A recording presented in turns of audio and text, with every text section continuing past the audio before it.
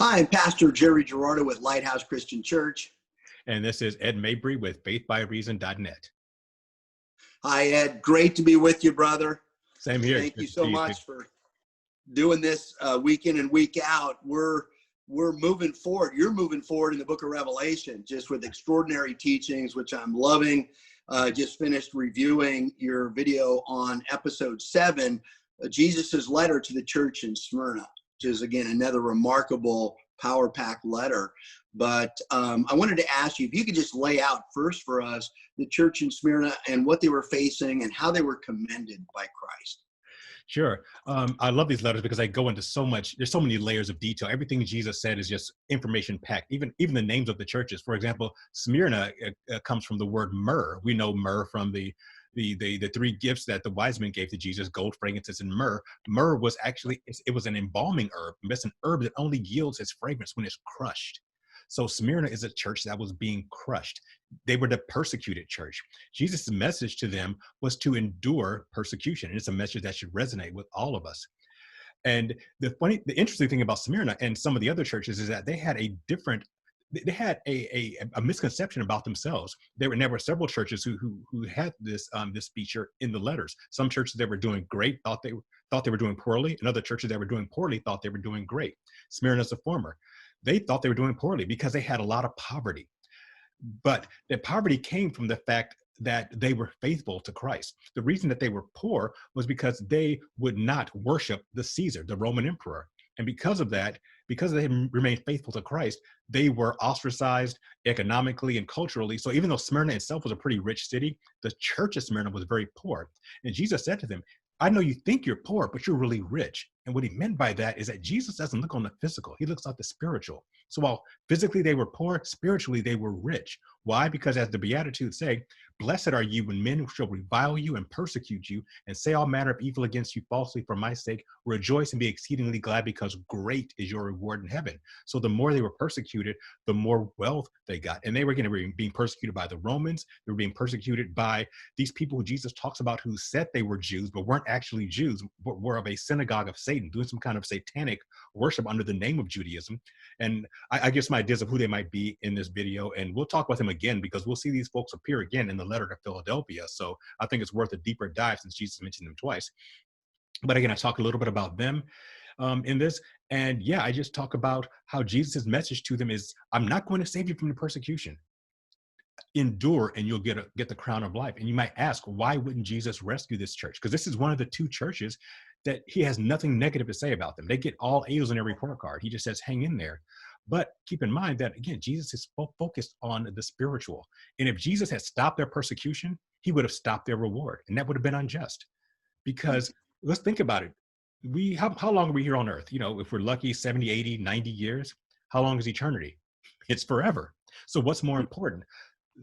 Suffering now or eternal riches? So if Jesus had said, you know what, I hate that this is happening to my church, I'm going to stop their suffering now, what he'd be saying is that I'm going to limit your eternal reward, and he would never do that. So that's why he permits it, but he promises them great treasure in heaven.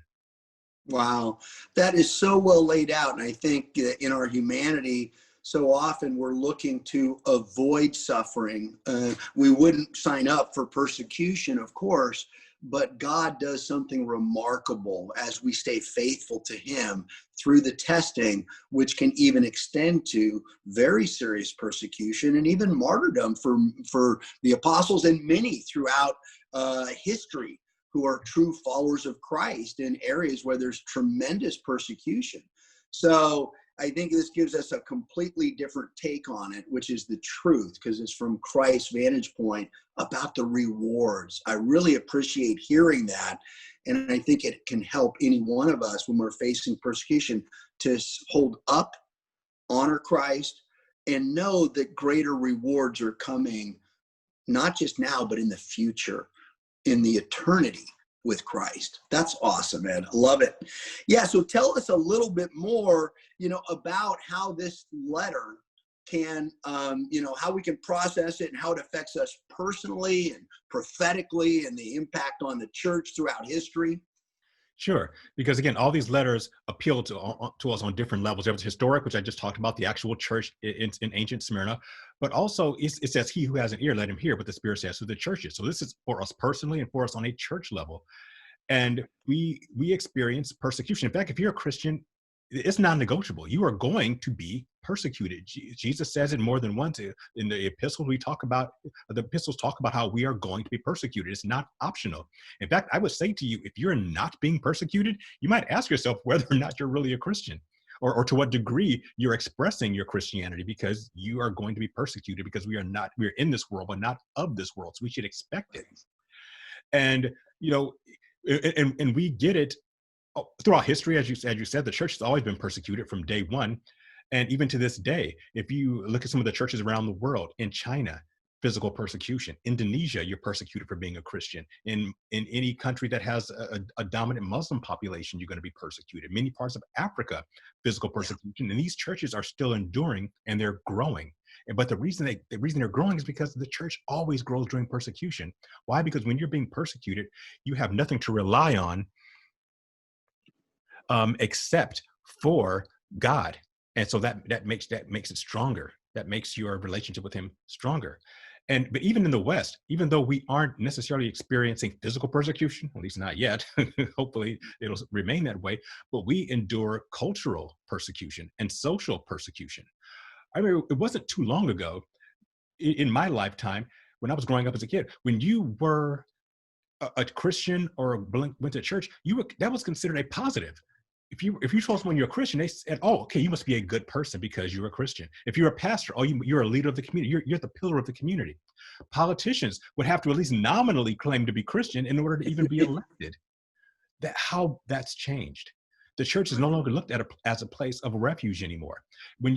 I think as recently as the 9/11 attacks in 2001, you had people flocking to the church because even if they weren't Christian, they would flock to the church because they wanted to get some type of message of hope. They were confused, they were frightened, so they went to the church.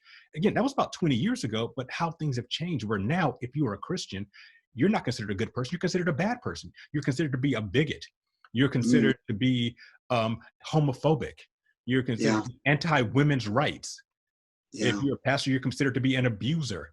We're considered anti-intellectual because we, as Christians, if you're a true Christian, you don't believe in this ludicrous theory of evolution. And I'm just going to little rant really quick, because this is something that's close to my heart. This theory of evolution, which is not science. If we want to talk about something that's anti-science, let's talk about evolution. And the reason I want to point this out is because I have a passion for helping young people understand their faith and understand why their faith is real, as opposed to the quasi-science of stuff called of this Darwinian evolution. So if you go to faithbyreason.net, go to that side categories menu on the right side and click on evolution versus creationism. I got 3 full podcasts where I go into detail on why it isn't just a bad theory. It is a ludicrous theory based on science alone, not even bringing in the Bible. It's just a bad theory that we're forced to accept. And I want to give young people the tools to have hope in their own faith and to combat people who come against them. And it's personal to me, because when I went to college, I just got battered by people telling me that God wasn't real, that biology and evolution has disproved God. And my church did not prepare me for it. So I have a passion for that. So if you have a teenager, preteen, college, send them to faithbyreason.net and have them look that up. Anyway, getting back to the point, is that we endure that kind of persecution. You can't, Jerry, you can't watch television, even see a movie without there being some kind of anti-Christian message. And even if the show has or the movie has nothing to do with religion, they'll just find a way to put in a dig against stupid Christians or bigoted Christians, or the bad guy in the movie is a religious person, or or they're a hypocrite or something like that. So the whole point is we're enduring this persecution culturally and socially, where we are now the pariahs of society, even in this so-called tolerant age where everything is tolerated except us. You can't say anything bad about anyone's sexuality, or there's transgenderism. You can't say anything bad about anyone racially or culturally. The only thing that's safe for cultural abuse is Christianity. You can get away with that. You can say anything you want about Christians, just about no one else. And that is, frankly, satanic. Yeah. But here's the thing about Satan and his ultimate failure. the more he abuses the church, the more the church grows. And we talk Yeah. about prophetically. From a prophetic standpoint, I believe that these 7 letters, in the order in which they were written, lay out church history in advance. So the church at Ephesus was the apostolic age of the first couple centuries. And so I believe that the church at Smyrna is the age of persecution, which is kind of overlaps with it maybe through the first, second, and third century. Now, the church had been persecuted from day one, mostly by some of the Jewish people, so the Jewish leaders who didn't like the message of Christ. Paul being an example of someone who persecuted the church before he was Right. converted. But this era specifically is when the Roman Empire took over the reins of abuse and furiously persecuted the church with names like Hadrian, the emperors like Hadrian, Marcus Aurelius, Diocletian, who really tried to wipe the Christians out. And again, it was satanic. It was Satan's way of saying, I'm going to wipe these Christians out, but it completely backfired on him, because the more the church was persecuted, the more the church grew. There's a saying that the growth of the church was watered by the blood of the martyrs. That was a little morbid saying, but it's true. In that the more the church was driven underground, the more it grew.